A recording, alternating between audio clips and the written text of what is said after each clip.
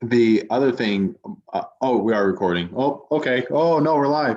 Yeah. So, Joshua, I'm instructor of digital inclusion. One, really happy to have you all on. As Mike had mentioned, yes, this is a pretty packed agenda. Specifically, as we dive into the emergency broadband benefit. Thankfully, we do have the Federal Communications Commission on this call today. And this was actually announced that it's the go live date of May 12th. So that was actually announced today as well. So this is actually incredibly timely of a conversation. So thankful for you all's participation, for those who are viewing this live, as well as those who are viewing this remotely that's going to live on our website.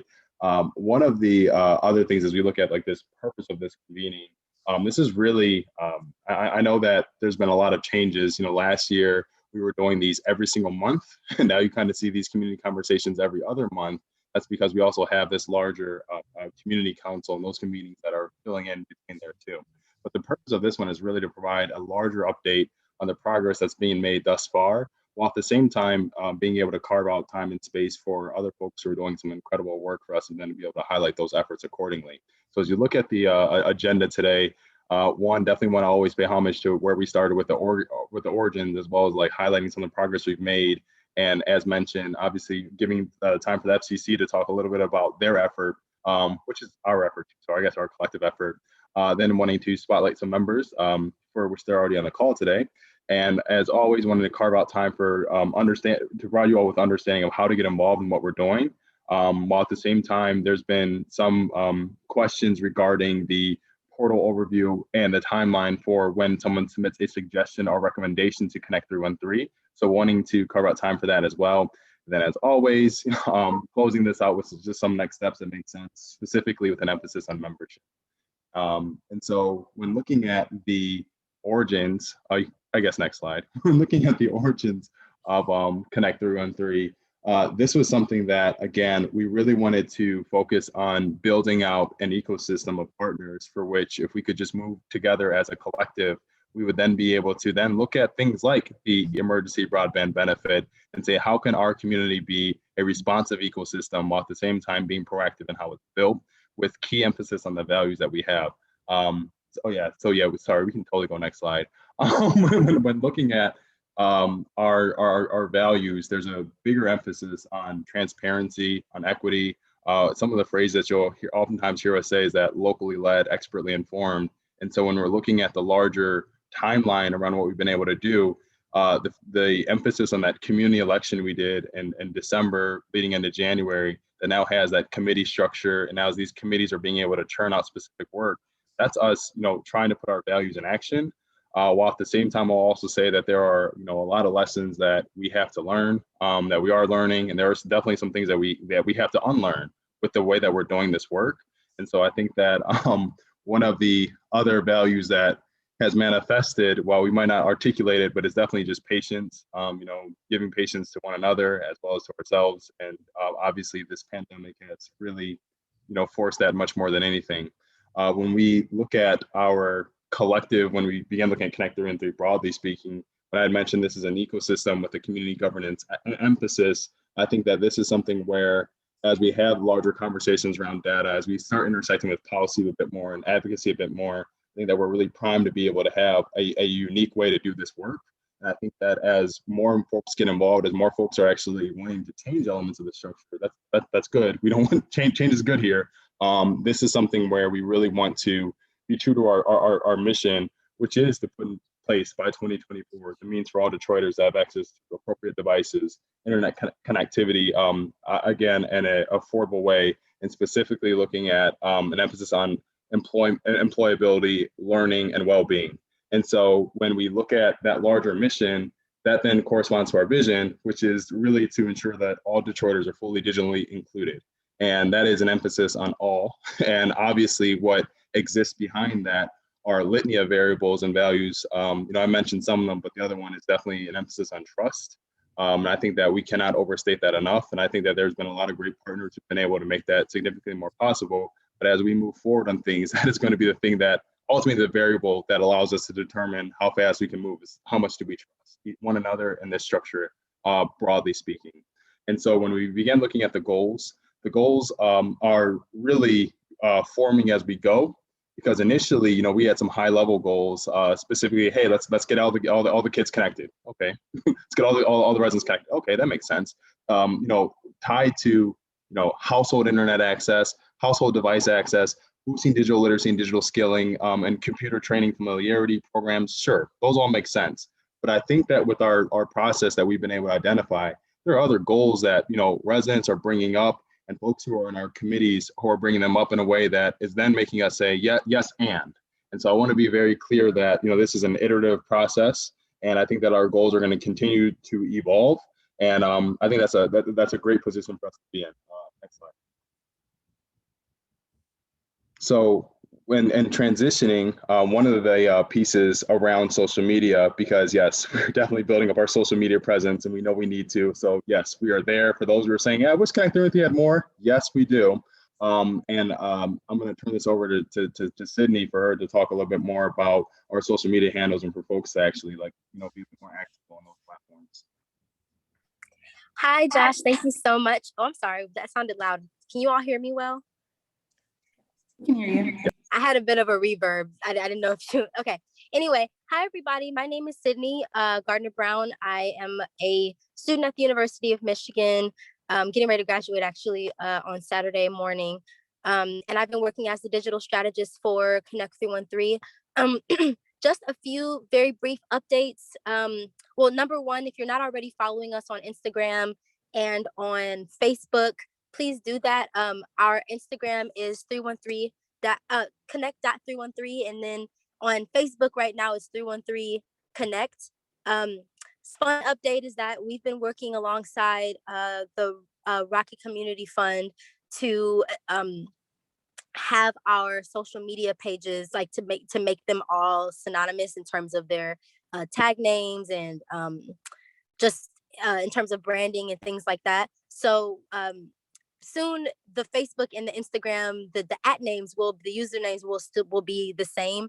But for right now, they are still connect.313. If you're not already following us on Instagram, please go and do that right now if you have a moment. Same for Facebook, as well as LinkedIn. LinkedIn, it's Connect 313. So if you just go to LinkedIn and type in Connect space 313, the page will pop up. Yeah, and if you have any questions or you're interested in doing some work with our social media page, I will soon be switching into to working full-time with the Rocket Community Fund. So I'll be around working on the social media for a while. And if you have any questions for me, please feel free to reach out to our info, to the Connect 313 info, and that information will be passed along. Thank you so much. Oh, and hi to Quian.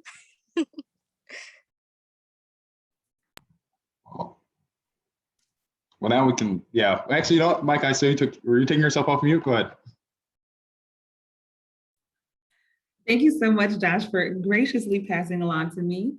I want to introduce Margaret Allen and Ebony Walls, who will both share a little bit about the Connect 313 origins and progress. Margaret serves as the chair of the Structure and Operations Committee for Connect 313. She is also a member of the Connect 313 Board of Directors. But in her 9 to 5, she serves as the executive director for the Urban Alliance. And Ebony Walls will also join us from the Rocket Mortgage Classic. She serves as the Philanthropy Partnerships Manager. So I will allow you ladies to unmute and join and share. Thank you so much. Good afternoon, everyone. I am Margaret Allen, and I wanted to talk for a moment about the culture and values that drive the work that we've come together to do. So the last year exposed how essential it is for our communities, for those to be connected to the internet, to possess digital literacy skills, and have access to affordable technology to leverage those things for school, work, and life. So now there's a tremendous amount of effort and funding going into bridging this digital divide that, if left unaddressed, will continue to leave so many of us at both a functional and competitive disadvantage in life. I'm excited about Connect 313's approach that places community, equity, and trust at the center of all that's being done here. So what does that mean? Connect 313 is locally led. So it's not an initiative that's being handed down to Detroit. It's a Detroiter-led initiative, from processes to every part of it. We are at the center. So the voices of those directly impacted by this issue are driving the solutions. So equity. The goal here is equity, so the approach is equitable. Even the composition of committees in Connect 313 intentionally represents what Detroit looks like. And then lastly, trust. The value says we progress at the speed of trust. So what does that mean? So many processes, everything is being collaboratively built and put in place so that we build a culture of transparency and collaboration with this community at the center. There's this really intentional, established transparency. Like this money, it could be dispersed in a simpler way, but it's being set up in a way so that the community feels empowered. So I'm particularly just excited about being a part of this because I've never seen an initiative this large that is deliberately involving the voices of the community to solve the issues that are directly impacted by the community. Thank you. Thank you so much, Margaret.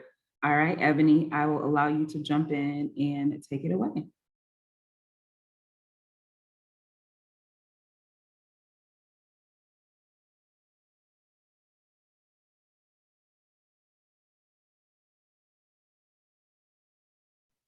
All right, it looks like Ebony may not have been able to join us. Perhaps she had some connectivity issues. That's why we're all here to solve the connectivity issues in the space of digital inclusion. So we can move to the next presentation and I will allow Autumn to introduce Rebecca.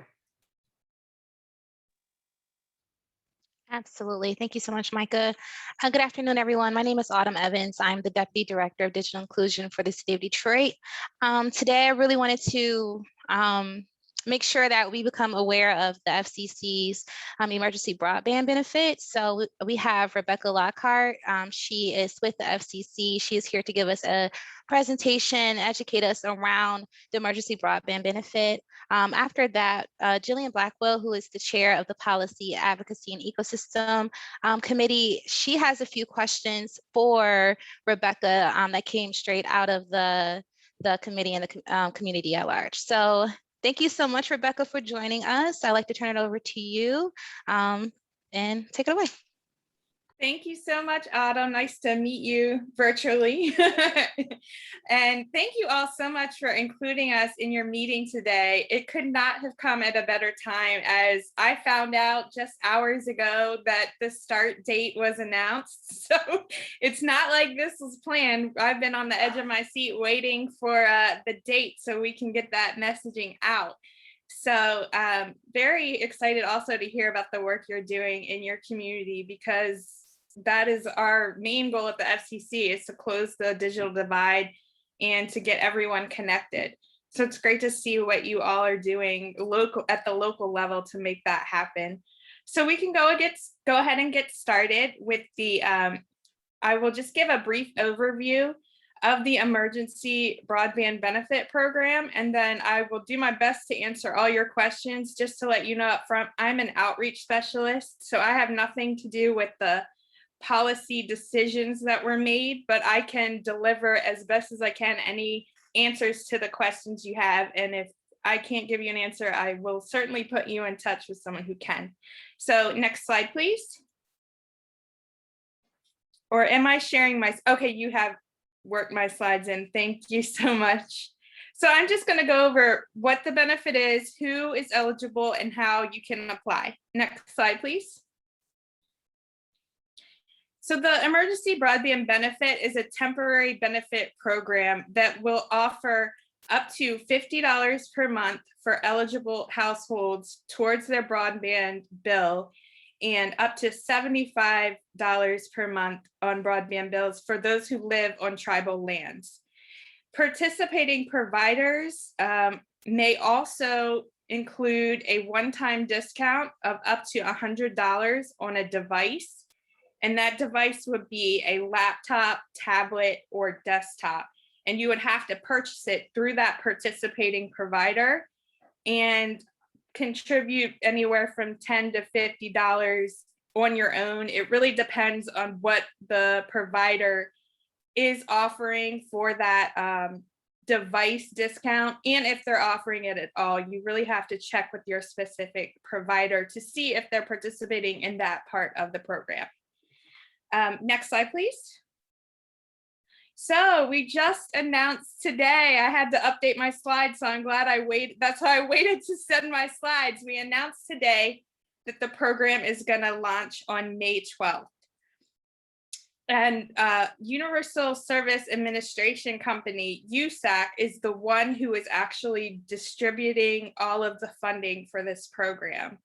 So in order to apply, which I'll talk a little bit about more later, but to apply, you can go on their website to either apply online, but they're the ones that are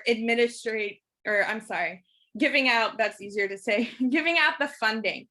Our task is to really educate everyone on this program and make sure you all have the tools you need, especially as we partner with other communities to get the word out about the program. And like I said, it's a temporary program, and when it ends, it's going to end when the money runs out, or if the Department of Health and Human Services declares that the COVID-19 pandemic has ended. Because I didn't mention before, but this is a program that was established specifically to help people who have come upon any financial difficulties due to the pandemic. Next slide, please.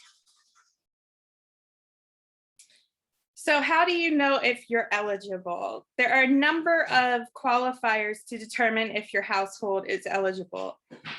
Now, to have a household eligible, everyone in the household does not need to meet all these requirements. Just one person in the household must meet some of these eligibility requirements. So some of them are if you have received a Pell Grant, your child is under the free and reduced lunch school program, or there's some specific guidelines about a substantial loss of income, as well as, if your phone or internet service provider is already offering a low income or COVID-19 program and you're already eligible for that, that will mean you're already also eligible for this benefit. Next slide, please. And one of the biggest qualifiers, which is the easiest to determine that you definitely will be eligible, is if you are eligible for Lifeline. So Lifeline is just another federal program that USAC also administers the funds for, that offers a discount on phone and broadband services monthly. And these are some of the eligibility requirements for Lifeline. So we use these as an example. So if someone is eligible for one of these programs, they are also eligible for the EBB. And we list them here, Medicaid, SSI, SNAP, and so on. So the best way to see a list of all of the requirements is to go on our website, which is fcc.gov/broadband benefit. There's also a consumer fact sheet on that page. There's a ton of information on that page that we update regularly, including a link where you can search your providers by state. Next slide, please. So what is a household? A household, for the purposes of the benefit, is a group of people who live together and share an income. They don't have to be related, or if they're sharing bills and make an economic unit, that's what we determine to be a household. So in that end, there could be multiple people living at one address, multiple households at one address. So really the best way to determine eligibility, it's going to be to go on USAC's webpage and fill out the worksheet to determine your eligibility. Next slide, please. And this is just, like I mentioned before, if there's multi-unit dwellings, which also would include apartment buildings, nursing homes, multiple people at one address, they can also maybe have more than one person getting a benefit at one address. And I just want to mention also, USAC has said that anyone who's might be experiencing homelessness at this time, they can also fill out the form and qualify for the benefit. They won't have to enter a specific address. They can use a location maybe close to where they are or where they receive other benefits from, or in that, to that end, they would still be eligible. Next slide, please. So this is just talking a little bit about consumer protections. Once the program ends, providers are required to let people know that the benefit is going to be coming to an end, because after the benefit ends, consumers will be responsible for paying their bill in full. So we tell people to really just communicate with your provider to make sure you're receiving the benefit. That's one way you can sign up, through your provider directly. Then you would get that, you wouldn't get like a check or anything in the mail. The credit for the benefit would be a credit on your bill that you would see. And your provider is responsible for letting you know when that will end. And we like to tell people, just make sure you're not in if you're signing up for a new service to receive this benefit, you want to be careful about any contract requirements that a provider might have. If you decide to cancel after the benefit runs out, you want to make sure you're not going to be charged a cancellation fee or something like that. Next slide, please. So participating providers, like I said, you can find, there's a link on our page where you can find what providers are offering the benefit per state. And it's updated quite frequently. So if you don't see your provider on there, it may be added in a few days, but that's where you would determine whether or not your provider or the provider you might want to sign up with is offering the benefit. And on that page, you will also see a category with a check to see that will indicate whether or not the provider is offering the refund, or I'm sorry, the subsidy towards the devices as well. Next slide, please. So how to enroll, that's what everyone really wants to hear, right? So like I said, one option is to contact your broadband provider directly. You will talk to them and go through the application process, and they can help you fill out what is called the National Verifier, which is something you could do yourself online. But if they help you out, just to let you know, they will probably ask you some personal information and ask for proof of documents, whether it be a photo ID or some other form of proof that you are enrolled in some of these programs or qualify for the programs. So we want to just alert people to that, because as everyone should be, you get a little nervous when people start asking you personal information. But in order to find out your eligibility, you will have to provide some kind of documentation and proof. So a second way to apply is going to USAC's website, which is getemergencybroadband.org. And on that site, you would go through the National Verifier process, which is filling out your personal information. A lot of people are worried about, do I have to put in my social security number? Well, that is one way to identify yourself, and you would only need to put in the last 4 digits. And that USAC, this is their words, not mine, but that is the quickest way to get kind of a verification done immediately if you put that information in. But like I said, you don't have to enter that. If you're not comfortable doing that, you can also provide other documentation or government ID to show your identity and just fill in all the other information that they need for you to qualify. Now, for option 2, when you go and fill all that information out, you will just get notification whether or not you're eligible. You will still need to go to your provider and apply to the program directly through them. So option 1 would just be they're kind of filling out all that information and taking care of that for you. or if you want to fill that out yourself, you can do it. But either way, you have to contact your provider. And the third option is to send a mail-in application.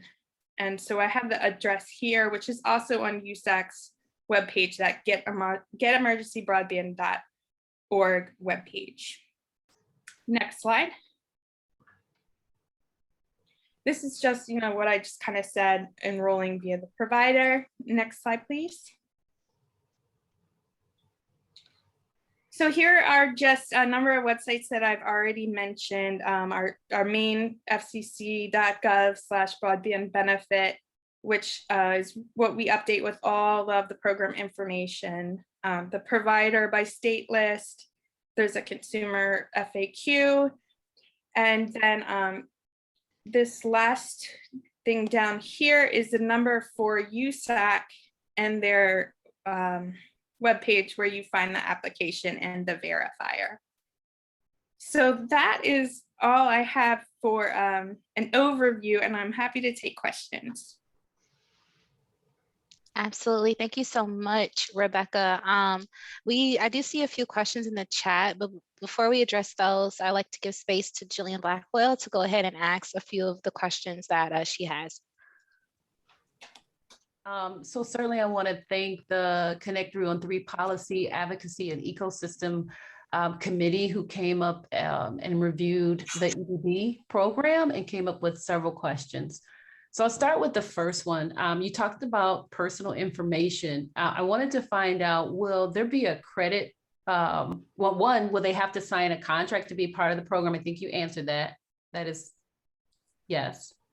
Oh, I'm just nodding because you're asking that. I'm not saying. Go ahead. Go ahead and finish your questions, and then I'll Will they have to sign a contract to be a part of the program?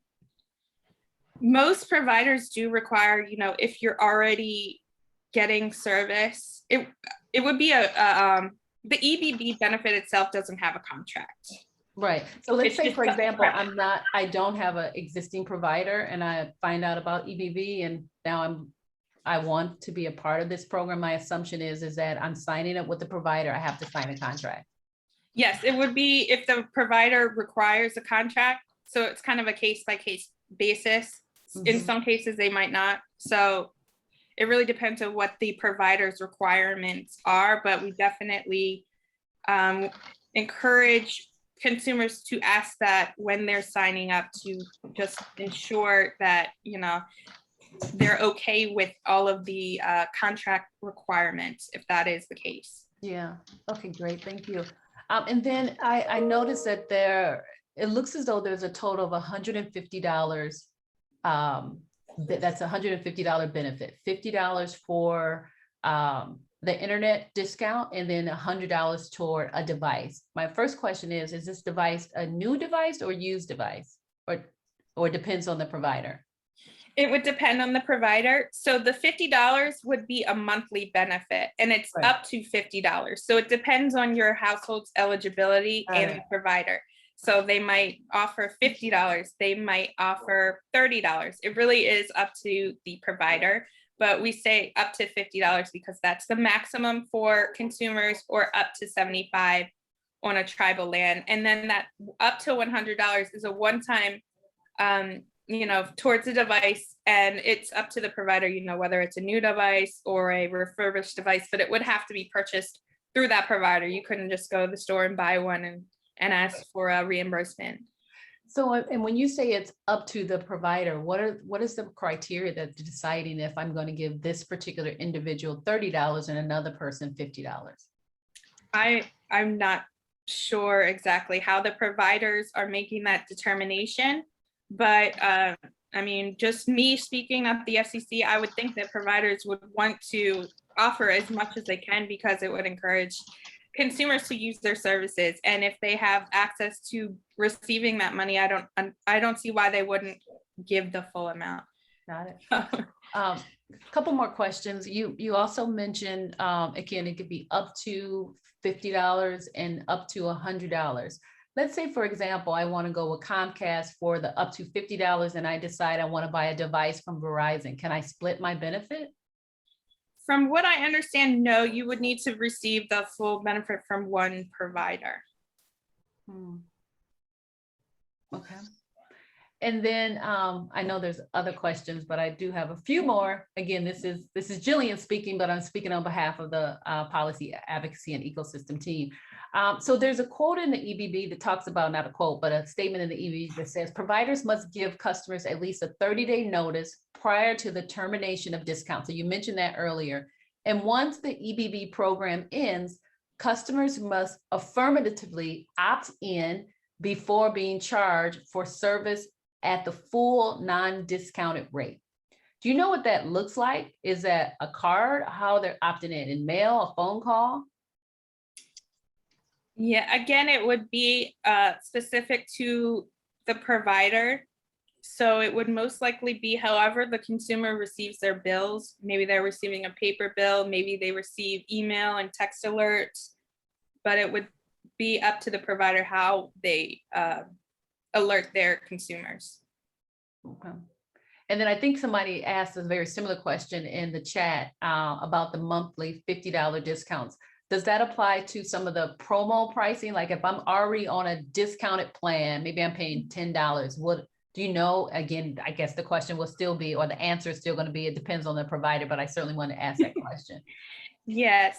I mean, if your total bill is $60 and you're already receiving a discount, it wouldn't affect your current rate. It would just kind of be a credit onto your bill. And it could go towards bundled services. Say if you're using broadband on your Wi-Fi device, or if you have a modem rental fee, it can cover those parts of the bundled service. Okay. And then I think this is my last question. You talked about providers. My assumption could be you can have providers that could be school districts, healthcare providers that are providing similar services. Can I start a quote unquote business providing bulk services just to benefit from the EBB program? Meaning, how do I know I'm going to a legitimate provider? Are these providers that have been doing business for a while, or could there be startup companies that say, hey, I want to be a part of this EBB program and you can come to me, I can give you discounts on internet, I can make sure you could be a third party, or I can resell the service, or I know there's going to be a list of providers, but can anyone just say, I want to be a part of this program and you can come to my company, this new company that I started, to get discounts, to get access to the EBB discounts? Okay, so provider, when I'm saying providers, I mean an internet service provider, and they will have to go through a process with the FCC to become a provider. So yeah, there might be new startup companies that do that, but that would be kind of a long process for them. I mean, that's a very important question, because I'm sure there will be people out there scamming people and trying to, say, hey, this is EBB, this is how you sign up, when in reality, they're just someone trying to get someone's information. So we want to make sure people check that EBB list on the FCC website and make sure when they're contacting a provider that they use the number from their phone bill. If it's or cable, whatever your broadband service provider, use a legitimate number. If someone calls you out of the blue offering this, that's a red flag that it might be a scam. So when you're reaching out to your provider, make sure you double check the number that you have for that provider, whether it be on your phone bill or on their website. Right. I have a few more questions, but I'll pause for a second and allow others to ask questions. Okay. Thank you so much, Jillian. I believe there were a few questions in the chat. I know we're up against a timetable, so I want to honor that. I want to honor the agenda, but I do want to ask, does the FCC allow providers to sign up if they provide both devices and internet services, or are there possibly providers who only offer devices and you'd be forced to split your benefit, or will you lose the monthly benefit? I'll have to double check on that, because from my understanding, you would need to receive it all from one provider. But I understand that, not every provider is offering the device. So I'll double check and I'll email you that answer, Autumn, if that's okay with you. No, that would be awesome. There was one more. Will the emergency broadband benefit be available to foster homes regardless of household income? Children in foster care receive Medicaid. Yeah, I'll let you answer that. Yes, Medicaid is one of the qualifier for the program. So yes. Okay, awesome. All right, well, thank you so much, Rebecca. If there are any more questions from the community, if you drop them in the chat, I'll be sure to get them over to Rebecca and she can do some more research for us. And yeah, thank you so much. All right, thank you all. You guys so much. There were additional questions specific to providers placed in the chat as well. Shannon Doolin from Comcast is on the call with us. And she is happy to give some quick answers to the questions that were placed in the chat. I've already sent those questions to her. So Shannon, I will give you some space to respond to the questions about about Comcast specifically. Or can you hear me? We certainly can.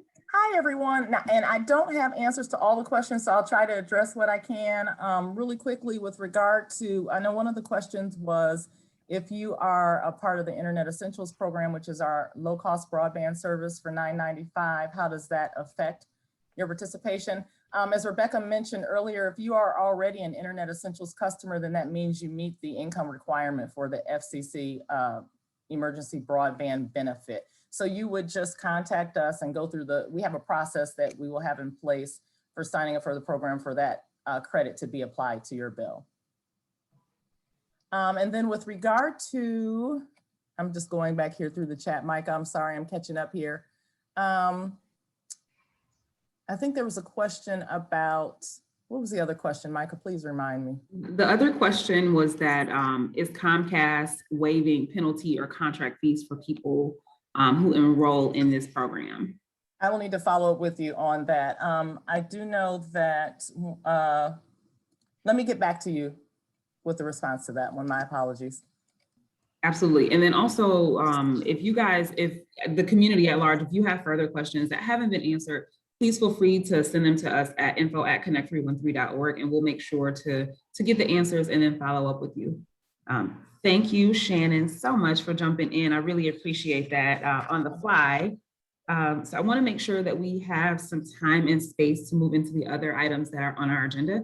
So we've invited Cindy Eggleton, the Executive Director of Brilliant Detroit, here today.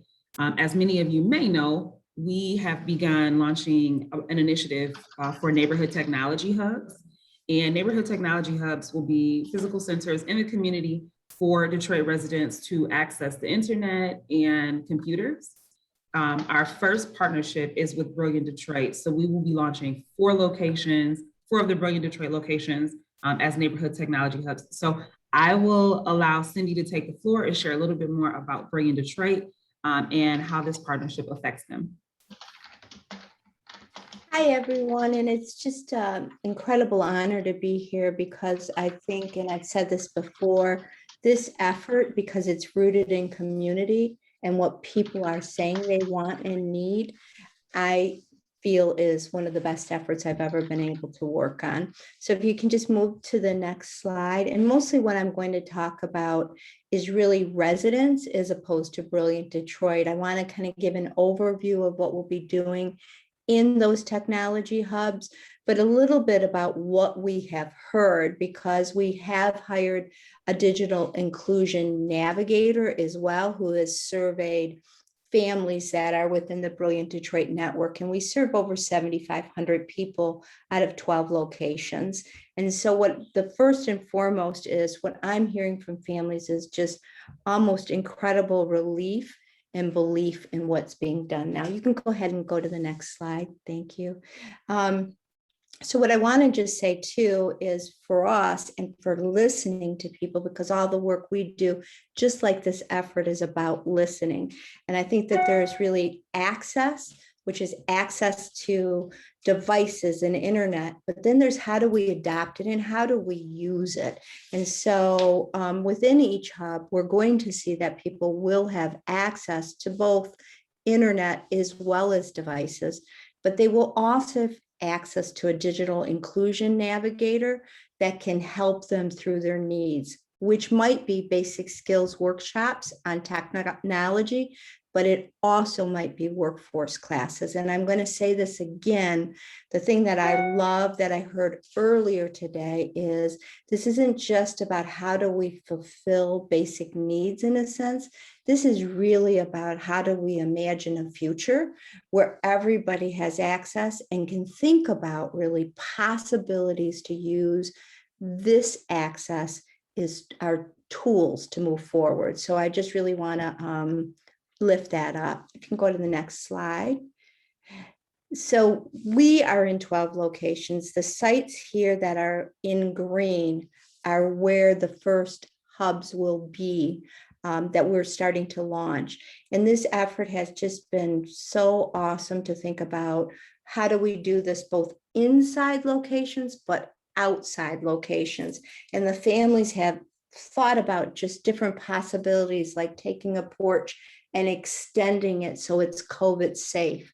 And I just want to lift that up because there is nothing better than families and residents coming together and giving their ideas and inputs and in ways that I myself could never have imagined. So these 4 neighborhoods are where we will start.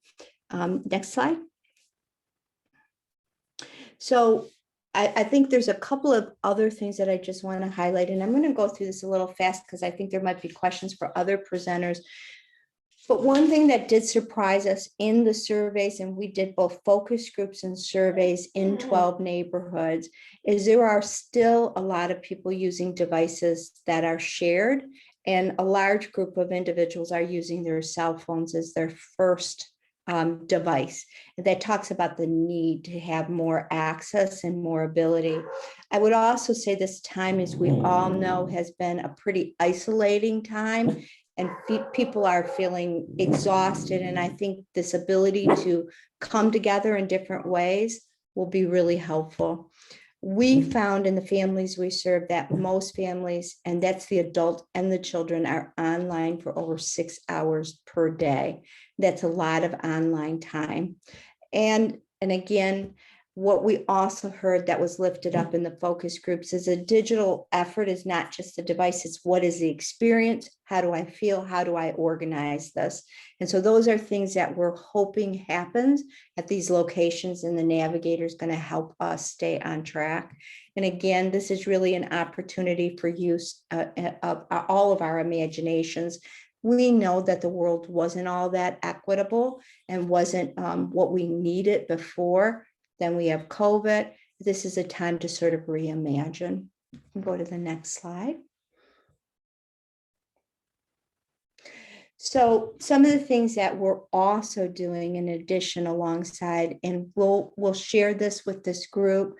Anybody can use any of this. How I look at this is we're all serving people. So it's just open sourced.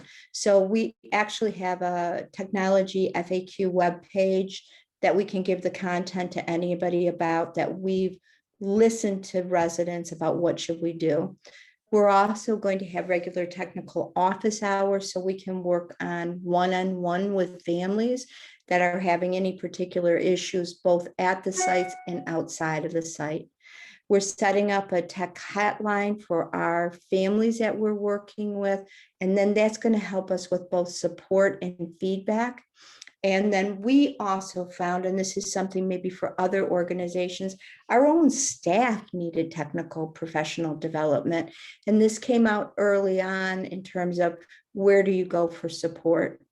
The other thing is we're going to just do an ongoing sort of social media, and I think we'll be using a lot of also what is being done from 313 Connect, which is embedding tips on social media outlets and also sort of more of a peer-to-peer.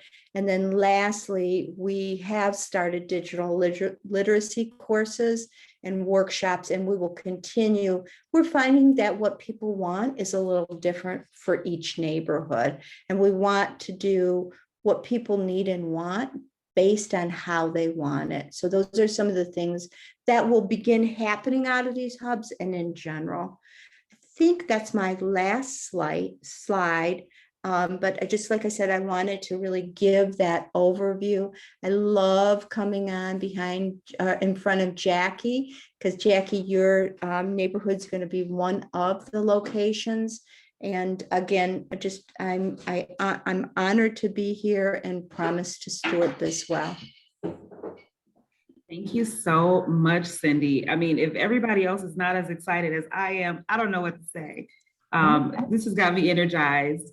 And I will continue to be energized as we go into our next speaker, which is Jackie Grant. So part of our efforts to bring digital access to all of the communities, but is in addition to deploying our neighborhood technology hubs, we are also working to deploy community ambassadors. So Jackie is serving as the manager of the community ambassadors and is helping to lead that initiative.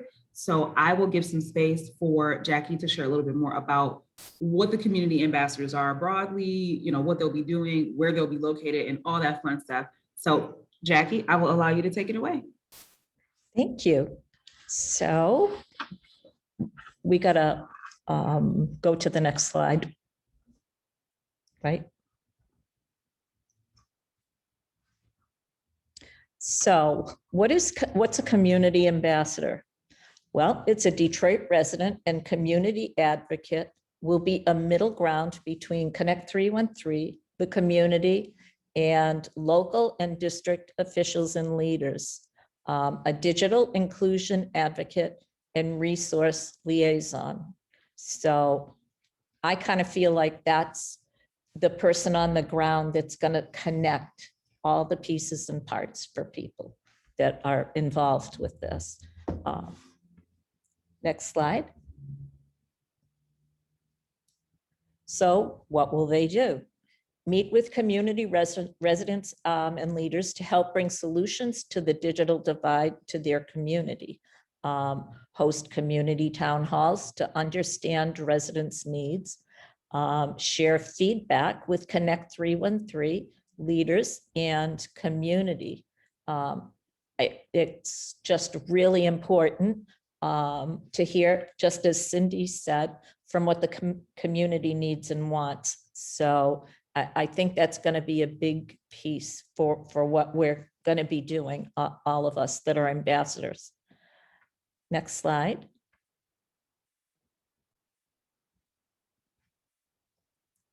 So where will they be located? Of course, in each of the 7 political districts in Detroit. Seems like it would be the easiest way to kind of segment that, right? Housed within neighborhood community development corporations, CDCs. And we've got some that we're gonna be starting with. Some are on the call right now. Next slide. So when will this happen? I think we figured that out before we got to this question. It's happening now. Partnerships are being finalized. Oops, I talked ahead of time with 4 community-based CDCs, and hiring for ambassadors will begin in the next few weeks. Do I have one more? Yeah. No, that is it. Uh-oh, this one's me, right? Yeah, that was you. That was it. Thank you so much, okay. Jackie. All right. Thank you so much for sharing that update with us. Super pumped up about our community ambassadors and getting them deployed in the communities so that they can serve as a liaison between Connect 313, the community, and their local officials. So I think this is fantastic, and thank you for leading the charge and also for sharing this information with us. Yeah. All right. So, how do you get involved with Connect 313? We've said a whole bunch of stuff. And the ways that you can get involved are to become a member, to submit suggestions. So when we say submit suggestions, you may have an idea to help bridge the digital divide in your community or broadly. And Connect 313 is excited to hear what those suggestions are. And there is a portal that is open that will allow us to receive that information from you and then the committees themselves will work with you or with the necessary partners to help bring those ideas to life. So as we go through, I'll also walk us through the portal so that you can kind of see how that looks and works. But other ways to get involved are to attend these this is a community conversation, but to attend the community council meetings. And if you are a member of Connect 313, which is super easy to do and to become if you aren't already one, you just have to live, work, or learn in the city of Detroit. And becoming a Connect 313 member gives you an opportunity to vote when we have community elections and to submit feedback when we have community council meetings. And at those community council meetings, you'll be able to hear about the suggestions that we've received and weigh in and give feedback. So that leads us into the next way to get involved is to give feedback on those suggestions and just be a Connect 313 advocate broadly. And also to help create conversation around the need for Connect 313 and the digital divide. So next slide. All right, so I will take us into a quick overview of the Connect 313 portal. And Jordan, I will ask you if I can seal the screen and share out. I will do a quick walkthrough of actually submitting a suggestion. Yes, and I dropped the link to the proposal, suggestion form. It's called Suggestions and Proposals, but we're going to update that on the website. Thank you so much, Jordan. So this is the Connect 313 website. So just connect313.org, and you'll see we've got this button for suggestions and proposals. And as Jordan said, we'll be updating that to take the word proposal out because everything is suggestion and we really want to get your feedback. So we will I will pop in my name.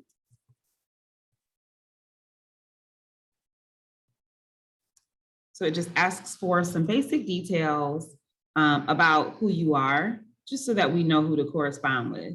And this is my cell phone number. Don't be texting me, you guys. But if you need something for Connect 313, then it's okay. How'd you learn about Connect 313, or what is your relationship?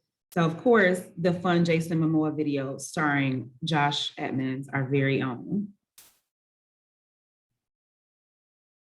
And so just asking if you are planning to submit a suggestion or proposal, but like I said, we'll be reformatting this application a little bit to take out the language for proposal. So we'll go with I'm submitting a suggestion. And we'll say that I want to create a new project or program that does not exist as it stands. And I just want to share information about what the project or program is that I wish to bring to the city of Detroit. And I'll just say I want Wi-Fi at my local park. Obviously, when we submit our suggestions, we want to include as much information as possible, but for illustration purposes, we'll just go light on the information. If you've got a name for it, share it. If you don't, that's okay too. And I'm all done. That's it. That's the end of the process for me with having submit the suggestion. And I know that we did not indicate it on the agenda, but I do want to also quickly show you guys how to access the membership form. It is also on the Connect 313 website. So you just click here. Very, very simple and easy. You can literally do it in 30 seconds. So basic information, my first and last name, my email address, just so that, Connect 313 can correspond with me and share information as needed. My cell phone number, we won't spam you, send you a bunch of text messages, but when we do the elections, we have the capability to send your election voter keys via text because it's so, so easy to do that sometimes. And I work in Detroit. And let's say I'm interested in all the committees. So I'll just indicate that here. And the importance of sharing the committee that you have interest in is when we get suggestions that you may be interested in that particular stream of work or that particular committee, the committees may reach out to you to be part of a subcommittee or to contribute thought process in a particular way. Or if there's news that comes out related to the committee that you're most interested in, we'd love to share that with you. That's it. That is the end of the membership form. And it is also the end of how the suggestion portal works. And I will stop sharing and I will allow Jordan to take over again and share her screen.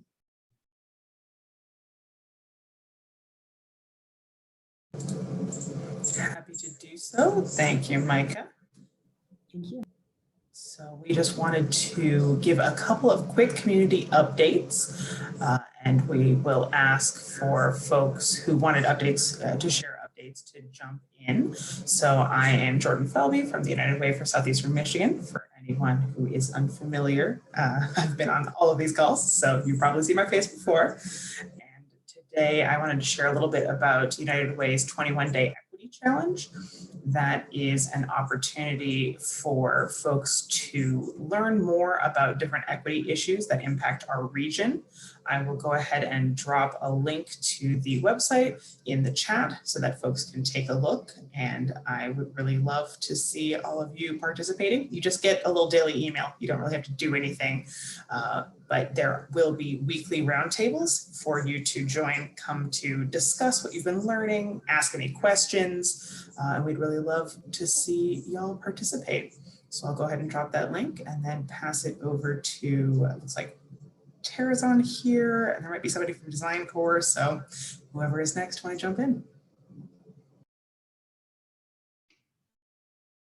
Okay, I can jump in. Hi everyone, I'm Tara Kelber from Google Detroit, and we wanted to share some information with you. Today we had our first ever virtual STEM day for students. And so we had a career panel with lots of really fun people from around the community. So we had a data analyst from the Detroit Pistons and the VP of engineering from StockX.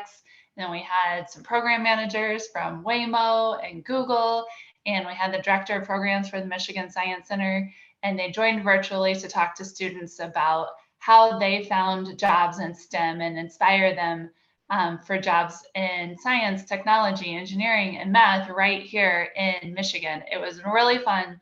We had about 60 participants, and that was a combination of individual students and teachers who then broadcast to the classroom, so reached even more.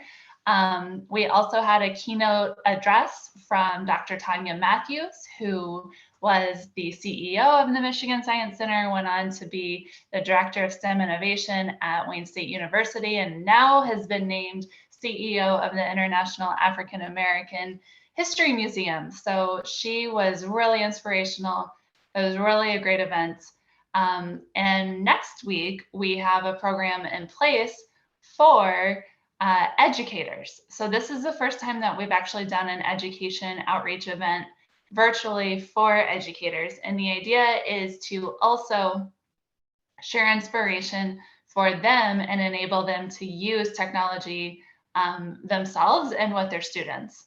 And so the lineup for our Educator Day, which is May 6th, and it will be in the afternoon, is we're inviting Dr. Tanya Matthews back to speak with our educators about some of the things that she's seen in terms of trends in education and how you can use STEM as a way of thinking and as a toolkit when you're navigating ambiguity, which we've all been doing in the last year when things are disrupted and unknown.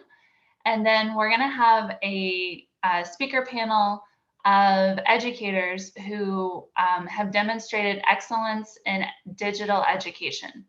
So in the last year, they have been nominated by their school districts, and they received a grant from Google for doing something that was, innovative in helping their students transition from in-person learning to distance learning during the pandemic. And so they're going to share what they won the recognition for with the other educators and be available for questions.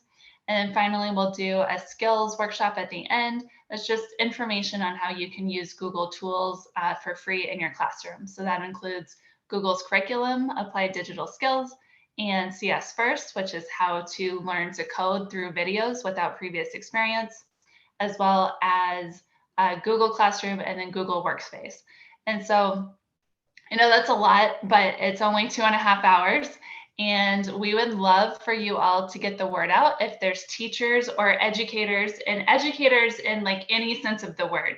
So whether you are a formal educator or you work in an educational capacity, or you just want to get this information yourself, everybody's welcome. Here is the link for the meeting in the chat. It starts again at 3:30 next Thursday on May 6th. And the sessions themselves are 45 minutes each. So it's modular. So it's okay if you come and go, no problem. So that is my update on the Google STEM for Educators Day.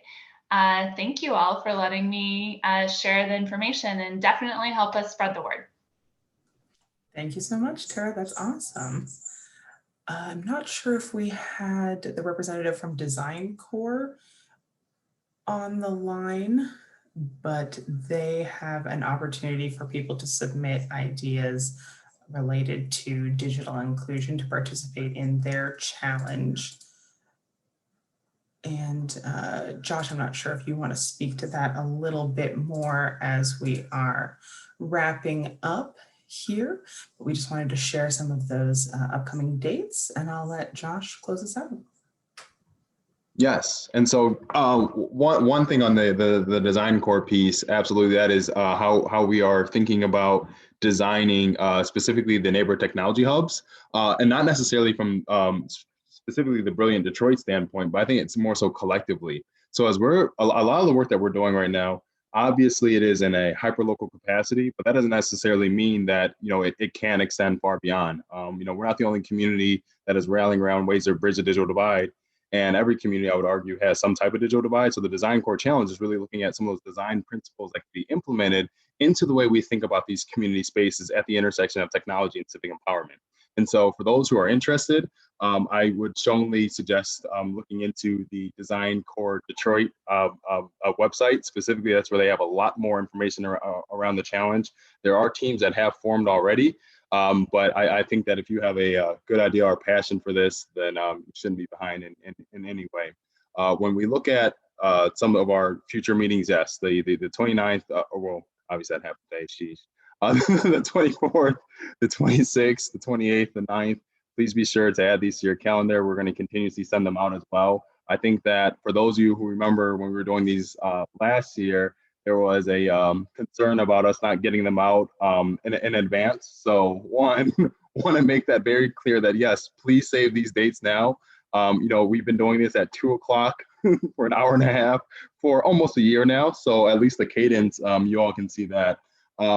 But when looking at the next steps, I can't stress it enough.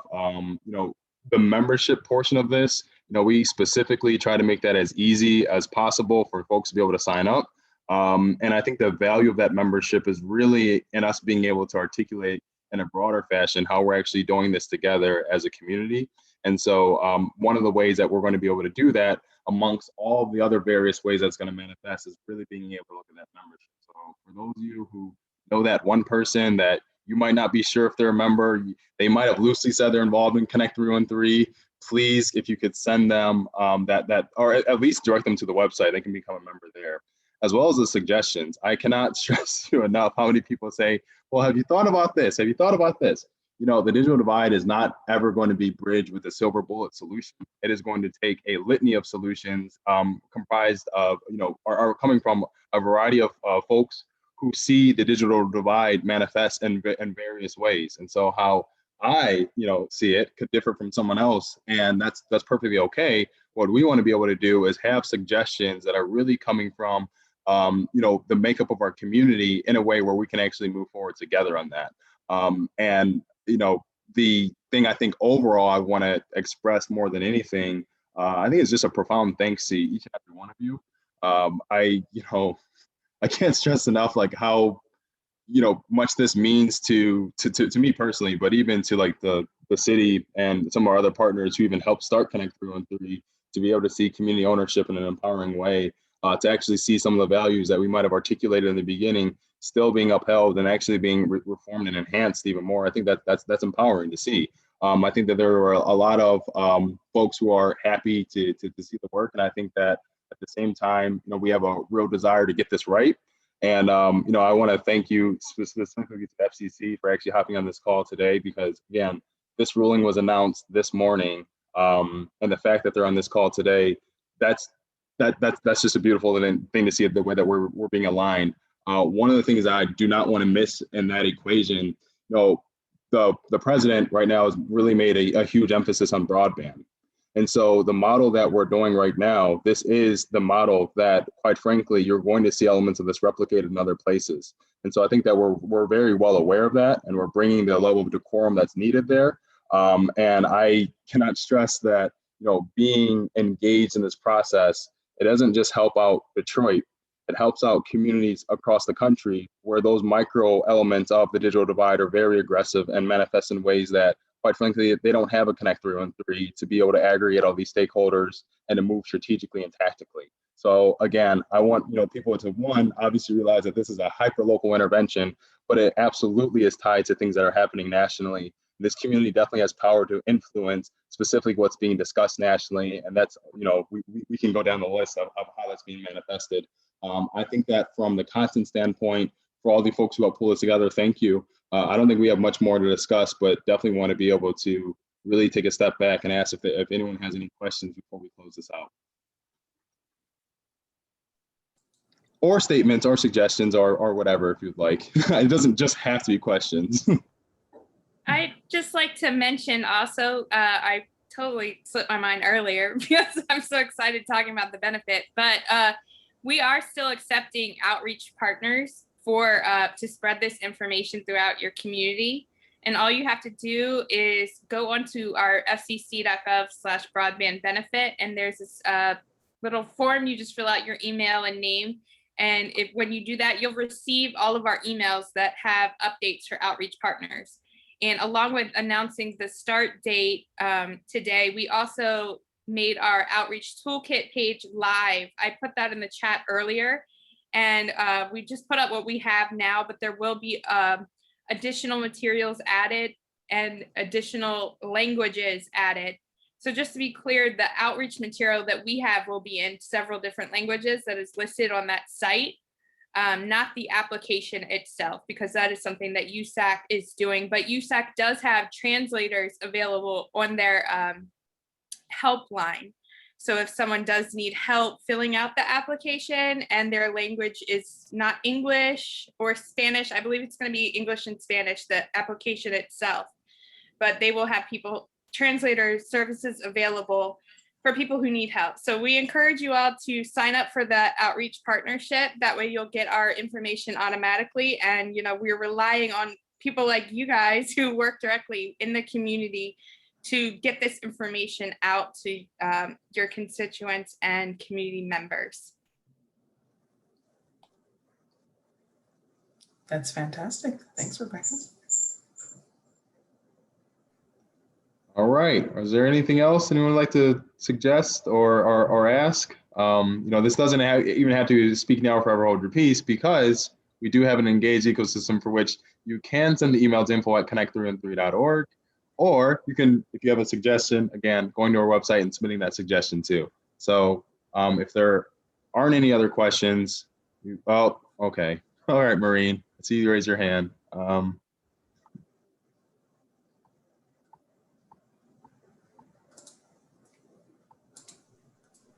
All right, I've allowed Maureen to talk, so you should be able to unmute yourself now. I'm sorry, I just gave the whole story. I just am in the middle of this 25-minute long since I found out about this to get this benefit on Xfinity. So I just want to know, do you want me to send the transcript to you at info@connect313? Yeah, that's because it's not as simple as what I thought it was going to be. Yeah. Okay. Go ahead and email it to us and we will follow up with you. Okay. Yeah. And yes, I saw that there were a couple of questions in the chat. So I will make sure that folks are able to get connected. There were a couple of questions around the community ambassadors. So I will make sure to connect folks with the wonderful Jackie Grant, who will be able to answer any of those questions or concerns. And when it comes to the calendar, we will have a shared calendar that will go up on the Connect 313 website. And in addition, I think it's totally reasonable that we can put some save the dates out there so that folks are aware in advance, because I understand that is a continuous concern of just not knowing when things are happening. So we will make sure that not only is this presentation shared on the website, but also the full calendar for the year. So we will get those dates out to you very shortly. And I think that was all of the questions in the chat. We'll hang out here for a few minutes if anybody else has any other questions. But other than that, thank you so much, everyone, for attending today. And we look forward to our next gathering together. They just didn't implement it yet. So it's taken all this time for them to just tell me that they didn't implement it yet at Xfinity. Oh, right. The benefit begins on May 12th. Is that right, Rebecca? Yes. Yes, sorry. Thank you, Joshua. Yes. So they're saying we can register on the 6th. I don't know if that'll continue, but yeah. Okay. Hey everyone, this is Shannon. Hey Maureen, this is Shannon from Comcast. There is a process I was sharing with Joshua earlier. We do actually have a flyer that explains the sign up process. I will send that. If you'd like to send me your email address, if you could put your email address in the chat, I can send that to you. If that would be. Yeah, thank you. Yep, no problem. Happy to help. Hey, Shannon, just a suggestion. Is it possible for you to get that out to Micah and send it out to all this? That makes so much sense. Awesome. Appreciate it. Thanks, Jillian. Yeah, for that suggestion. That makes so much more sense. You're welcome, babe. Micah, I will send you a copy of that flyer. Perfect. Thank you, everybody. This was great. I'm going to go ahead. You might be able to go and fill out the qualifier form before the 12th. The 12th is when the actual funds are starting to be distributed. So I'm trying to figure that out too, because, I got the news this morning that when the start date is. So the website is getemergencybroadband.org. You might be able to start filling out that qualifier because you can also, it's the same qualifier form that you use for Lifeline. And Lifeline is a separate program that you can receive benefits for at the same time. So I just want to say, because I have Lifeline, and so I'm kind of like giving you a heads up at Xfinity that I just took like 25 minutes of time for somebody who didn't have the answer, which is we're not doing that yet. And instead they gave me a bunch of different things to try. So that's a big waste of time. I don't know who else is going to do what I just did, but yeah, and Maureen, I apologize if that was your experience. That should not be. And we will have, again, there's a designated process in place. And it is a pretty simple process. Once you see the flyer, I think it'll make a lot more sense. Oh yeah, I don't think you don't need to apologize to me. I'm just, I think, yeah, I can see other people doing what I'm doing and everybody being confused because a lot of people are like me, unfortunately. Maureen, one of the things that I'll raise, Maureen, I'm glad that you're actually raising this on this call now, because this is the other piece that is the frustrating part of this. There wasn't funding that was allocated for community engagement at all within this, and I think that that's where I think people are shaking their heads because it's frustrating. This was a real unique and golden opportunity where you have a fantastic offer here. This is an indictment specifically on the FCC, but I think that whenever we're doing this work, there's only so long that we can do everything with nothing. And I think that, yes, there are a lot of people in your position and across the board who are going to need additional wayfinding that has to be provided. And if that's not provided, what are we doing and how does that impact the utilization of this incredible life-changing effort? And so that's something where, yes, I understand. I'm very thankful for you raising that because I think that you are raising a concern that is going to be felt and heard significantly more if we don't have a support structure in place. Well, yeah, and my other thing is it's really resource intensive for people to be confused. Besides them giving up the resources that I just used is just a lot.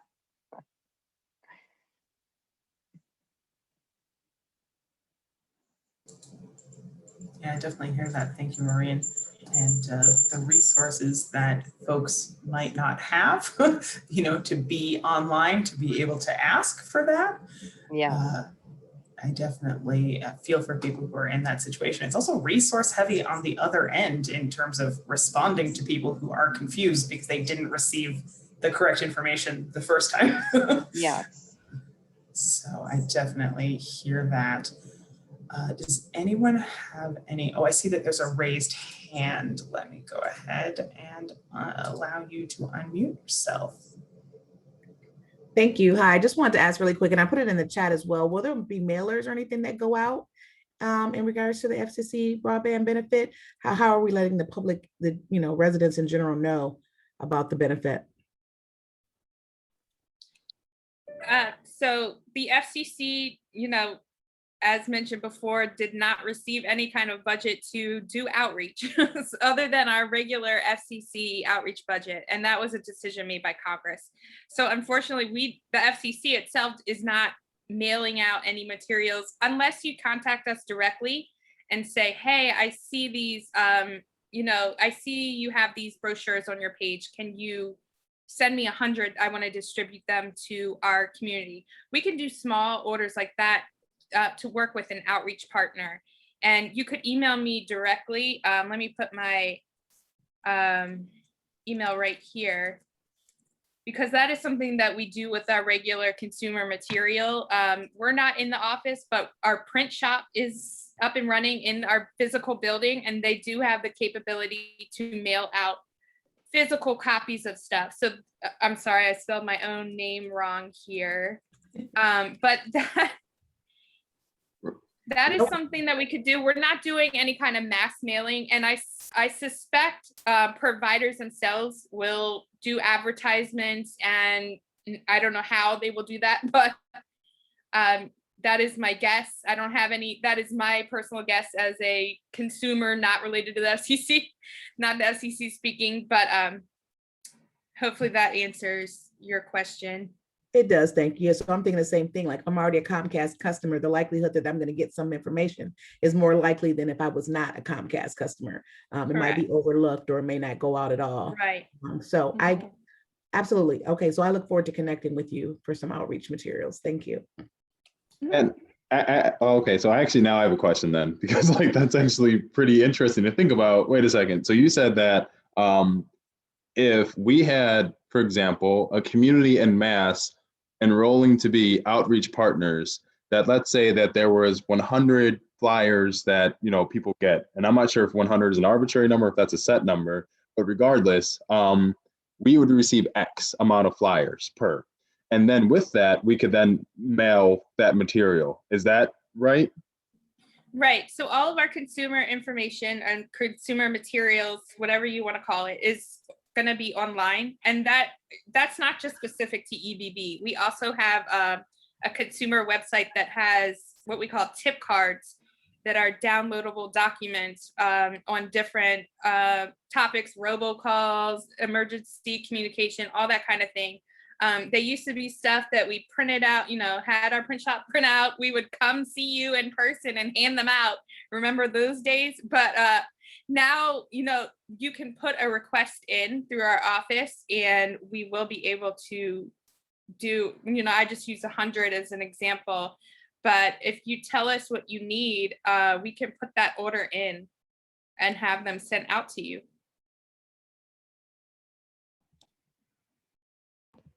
That's really good to know. I'll type Thanks. our other, just for your information. If you're ever interested in other issues, of course, I left the W out. I can't type today, y'all. I'm sorry. FCC.gov/consumers is where you will see all of our consumer information. So this doesn't just apply to, and now I'm sending it to one person. I'm sorry. I'm used to using Microsoft Teams.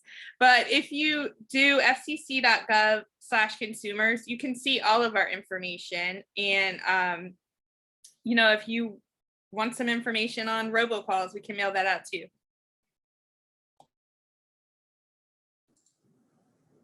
Fantastic, thank you. Is there anyone else who would like to be unmuted? Has any other questions? Happy to add you, or again, you can always follow up with us afterwards at info@connect313.org with any other questions that you might have, or if there's anything in particular, there's like a specific person that you wanted to connect with, please let us know and we can facilitate that connection. Otherwise, if not, I'm going to go ahead and stop the recording. Oh, real quick, just lastly, before Taylor drops off the line, I think I clicked on the different links that you sent for the calendar and I haven't had any luck. So I'm just really interested in sharing that Google for Educators meeting that you're holding. And so I don't know if I can connect with you directly, but those links didn't appear to be working. Yeah, I am sorry about that. I don't know what's going on here, but let's see how I can get you the information. So, okay, I'm gonna make a jab because it's Google and it's not Amazon. I'll go on mute. Fair enough. Sorry. It had to happen. I have given Warren enough crap on all of these calls that I needed someone to give it back. Okay. If I can get your address, I can invite you directly. Okay. And then I can also share our informational email for you to forward to other people. Wonderful, that's great. So I put it in the chat. It's the lmanigault@degc.org. Excellent. Thank you for following up. I'm sorry those links didn't work. No problem, thank you. Okay, I'm done. no, thank you. That's great. I'm going to go ahead and stop the recording. But if anyone has any further questions or further outreach, you can always reach us at info@connect313.org. Let me say one quick thing. Yeah. I got a response from my supervisor about the question from earlier, which was splitting the benefit. No, you cannot split it. You would have to receive the device and the service benefit from one provider. Okay, that is an important one to know. All right, I'm glad I captured that. All right. Speak now, forever hold your peace. Stopping the recording. Thanks, everybody.